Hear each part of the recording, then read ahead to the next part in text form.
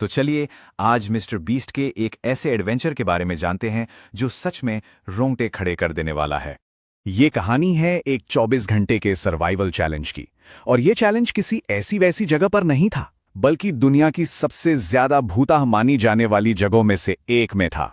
तो सबसे पहला स्टेप था एक प्रोफेशनल पैरानॉर्मल इन्वेस्टिगेशन के लिए टीम और सारा जरूरी सामान इकट्ठा करना। तो एक पूरी टीम तैयार की गई। सबके सब आने वाली चुनौती के लिए रेडी तो थे, लेकिन उनके चेहरों पर एक डर भी साफ साफ दिख रहा था। वो लोग पूरी तैयारी से आए थे, मतलब घोस्ट हंटिंग के जितने भी क्लासिक टूल्स होते हैं सब कुछ था उनके पास, ताकि कोई भी अजीब हरकत कैमरे में कैद होने से बच ना पाए। अब उनकी मंजिल थी ओहायो स्टेट पेनिटेंट्री। ये एक बहुत बड़ी एकदम वीरान जेल थी, जिसकी दीवारों में न जाने कितनी खौफनाक और हिंसक कहानियां दफन थीं। वहां पहुंचते ही जो गार्ड था उसने माहौल को और भी डरावना बना दिया। उसने बताया कि 1930 में एक ही आग में 300 कैदी जिंदा जल गए थे। उसने एक सीधी और खौफनाक चेतावनी दी। कहा कि उसका एक साथी गार्ड सॉलिटरी कन्फाइनमेंट ब्लॉक में मर गया था। ये वही जगह है जहां कैदियों को सजा के तौर पर एकदम अकेला रखा जाता था।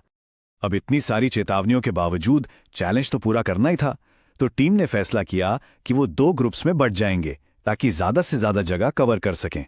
और जैसे ही दोनों टीमें जेल के सबसे बदनाम हिस्सों की तरफ बढ़ीं, डर का माहौल और भी गहरा होता चला गया। तो टीम 2 हिस्सों में बंट गई। एक ग्रुप गया अस्पताल की तरफ और दूसरा गया सॉलिटरी कन्फाइनमेंट की ओर।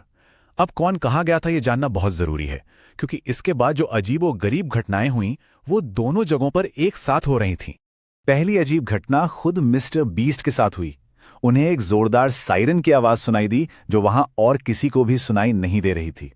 अब ये कोई वहम था या कुछ और। जल्दी उन्हें महसूस हुआ कि वो लोग रास्ता भटक गए हैं।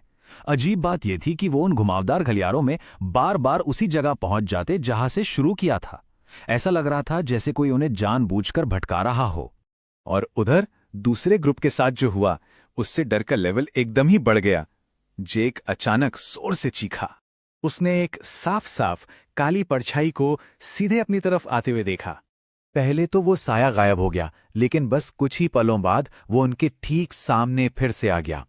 ऐसा लग रहा था जैसे वो चीज उनके साथ कोई खतरनाक खेल खेल रही हो।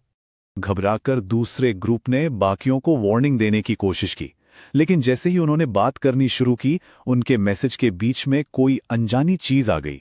तो जब दूसरे ग्रुप ने वॉकी टॉकी पर उस साय के बारे में बताने की कोशिश की, तो मिस्टर बीस्ट की टीम को लगा कि ये लोग मजाक कर रहे हैं, और इसी गलतफहमी ने उनके लिए खतरे की घंटी बजा दी। लेकिन उनकी ये गलतफहमी तब दूर हुई जब वॉकी टॉकी पर एक तीसरी बिल्कुल अनजानी आवाज ने उनकी बातचीत को बीच में ही काट दिया। उस आवाज ने एक बहुत ही सिंपल लेकिन रोंगटे खड़े कर देने वाला मैसेज दिया, जिसका उस वक्त कोई मतलब नहीं बन रहा था। और बात सिर्फ शब्दों की नहीं थी। उस आवाज के साथ एक अजीब डरावनी हंसी भी थी, जिसने उनके दिल में खौफ भर दिया।